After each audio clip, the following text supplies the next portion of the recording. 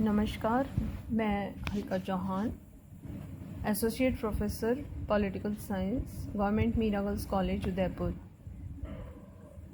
Students, आज हम MA final के 5th paper modern political theory के संबंध में अध्ययन करेंगे। इस पेपर की फर्स्ट यूनिट का जो टॉपिक है वो है nature of modern political theory. इस टॉपिक को हम आगे बढ़ाएं उससे पहले हम शुरुआत करेंगे कि राजनीति शास्त्र को विभिन्न नामों से पुकारा जाता रहा है। जैसे इसको राजनीति शास्त्र तो कहते ही हैं, किसी विचारकों ने इसको राजनीति, किसी ने इसको राजनीतिक सिद्धांत, किसी ने राजनीतिक दर्शन, और आधुनिक समय में हम इसको राजनीति विज्ञान के नाम से जानते हैं। राजनीतिक सिद्धांत में दो शब्द हैं, एक तो राजनीतिक और दूसरा सिद्धांत। ये सिद्धांत जो है इसको इंग्लिश में जैसे कि थ्योरी कहा जाता है। इसकी उत्पत्ति ग्रीक शब्द थोरिया से हुई है और इसका अर्थ है समझने की दृष्टि से चिंतनात्मक अवस्था में प्राप्त एक सुकेंद्रित मानसिक दृष्टि जो संबंधित वस्तु अथवा विषय के अस्तित्व और कारण को स्पष्ट करे। राजनीति शास्त्र को स्पष्ट करते हुए, इस सिद्धांत को, पॉलिटिकल थ्योरी को स्पष्ट करते हुए अर्नल ब्रेस्ट ने भी अपने विचार दिए हैं कि सिद्धांत किसी ऐसी प्रस्तावना अथवा उन प्रस्तावों का सेट है जिनका निर्माण विषय सामग्री यानी डेटा के संदर्भ में किया जाता है और जिसमें अपर्यवेक्षित या अप्रकट अंतर संबंधों को या किसी वस्तु की व्याख्या करने के लिए इसका प्रयोग किया जाता है। तो परंपरागत जितने विचारक थे राजनीति शास्त्र के, उन्होंने इसका प्रयोग किया और राजनीति सिद्धांत या राजनीति शास्त्र के रूप में हमारे विषय को उस समय जाना जाता रहा।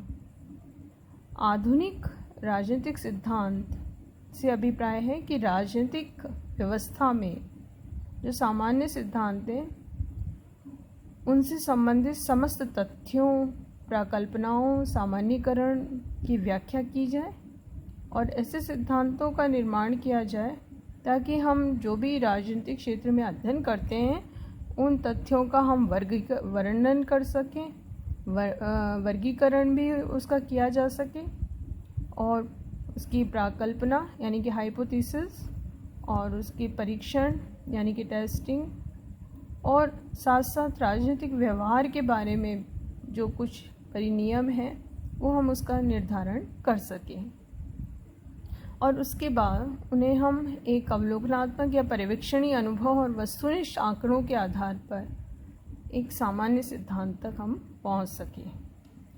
आधुनिक जो राजनीतिक शास्त्र है इसको प्रारंभ करने, इसको विकसित करने में जो प्रमुख भूमिका रही, उसमें विचारकों को हम लेते हैं वो है कैटलिन, एक है ब्रेस्ट और एक है डेविड ईस्टन, जिनका नाम अक्सर आपने सुना है व्यवहारवाद के संदर्भ में भी। डेविड ईस्टन ने तो व्यवहारवादी सिद्धांत और उत्तर व्यवहारवादी सिद्धांत का भी प्रतिपादन किया है और एक वैज्ञानिक पद्धतियों के आधार पर इन्होंने राजनीति विज्ञान विषय में अध्ययन का प्रारंभ किया। आजकल राजनीति सिद्धांत का अर्थ मुख्य रूप से वैज्ञानिक राजनीतिक सिद्धांत के रूप में लिया जाता है कि हम हमारे विषय में एक वैज्ञानिक आधार पर, साइंटिफिक आधार पर अध्ययन करें। राजनीति विज्ञान के इस विषय इस पेपर में हम जो प्रकृति पढ़ रहे हैं, आधुनिक राजनीतिक शास्त्र की प्रकृति कैसी है, उसको जानने से पहले इसकी मुख्य प्रवृत्तियों को जानना आवश्यक है। तो हम इसकी चर्चा करेंगे कि आधुनिक राजनीतिक सिद्धांत कि मुख्य प्रवृत्तियाँ क्या हैं या इसके मेन ट्रेंड्स क्या हैं। अगर हम आधुनिक राजनीतिक सिद्धांत का अध्ययन करें तो हम पाएंगे कि ये एक विकासशील अवस्था में है, निरंतर गतिमान है, इसकी विभिन्न दिशाएं और प्रवृत्तियां विकसित हो रही हैं और कुछ बिंदुओं के आधार पर हम इसको स्पष्ट कर सकते हैं। जैसे पहली चीज़ तो ये कि परंपरागत जो सीमाएं थी हमारे विषय की, अब उससे मुक्त होकर अध्ययन होने लगा है और सभी विचारक अब आधुनिक समय में राजनीतिक तथ्यों और घटनाओं का अध्ययन करने लगे हैं। तो तथ्यात्मक अध्ययन, आंकड़ों पर आधारित अध्ययन पर जोर दिया जाने लगा है। दूसरी चीज़ ये है कि आधुनिक राजनीतिक सिद्धांत यथार्थवाद पर आधारित है, यथार्थवादी है। इसमें व्यवहारिक या व्यवहारवादी दृष्टिकोण को अपनाया जाता है। इसमें आत्मपरकता, जिसको इंग्लिश में बोलते हैं सब्जेक्टिविटी, उसकी जगह वस्तुपरकता यानी ऑब्जेक्टिविटी पर जोर दिया जाता है। ये वो सिद्धांत है आधुनिक राजनीतिक सिद्धांत जिसमें कि विभिन्न समाजशास्त्रीय शोध पद्धतियों का सहारा लिया जा रहा है और वैज्ञानिक पद्धति पर अत्यधिक जोर दिया जा रहा है और इसीलिए जो अनुसंधान करता है वे वैज्ञानिक मूल्य सापेक्षवाद पर को आधार बनाते हैं और उसके आधार पर ही शोध करने पर जोर देते हैं। इसके साथ ही एक और आधार पर हम इसको स्पष्ट कर सकते हैं, वो ये कि आधुनिक राजनीतिक सिद्धांत में वैज्ञानिक पद्धतियों पर अत्यधिक जोर दिया जा रहा है, जिससे कि हम अपने विषय में सामान्यीकरण, व्याख्या और सिद्धांतों का निर्माण करने लगें और इसके द्वारा हमारी जो शोध है वो सार्थक हो सके, उपयोगी हो सके।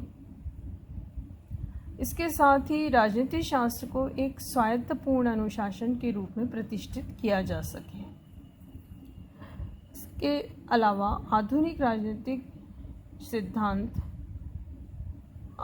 इसके अंतर्गत अंतर अनुशासनात्मक अध्ययन पर भी जोर दिया जाता है।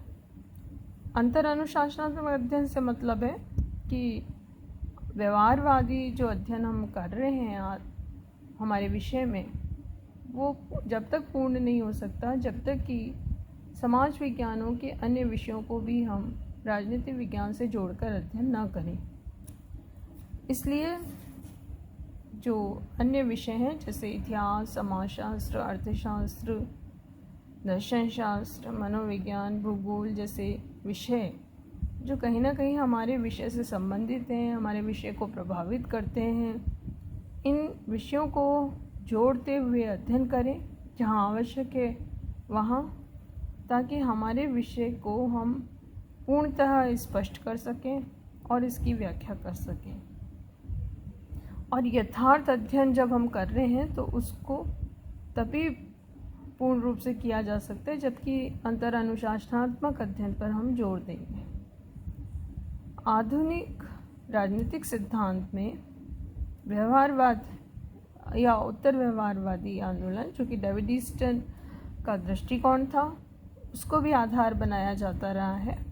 इसके द्वारा इसको व्यापकता मिलती है, मूल्यों, नीतियों और समस्याओं से संबंधित हमारा विषय होता है और उस पर आधारित अध्ययन किया जाता है।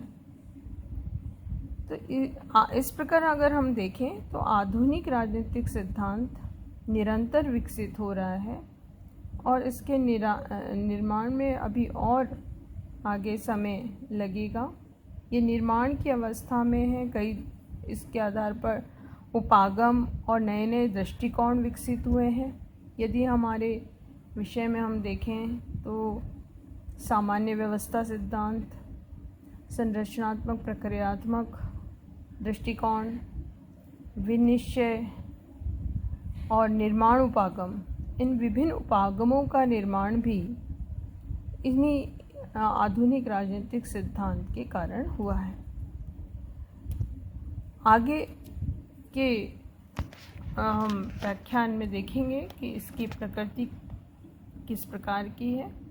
उसको समझने से पूर्व हमें इसकी ये प्रवृत्तियाँ जानना आवश्यक थी कि किस प्रकार का हमारा ये विषय है, और इस पेपर को हम और आगे बढ़ाएं, इसके अन्य टॉपिक्स को पढ़ें, उनको इन आधारों पर पहले समझना आवश्यक है। नेक्स्ट उसमें हम देखेंगे कि इसकी प्रकृति किस प्रकार की है, nature of modern political theory क्या है।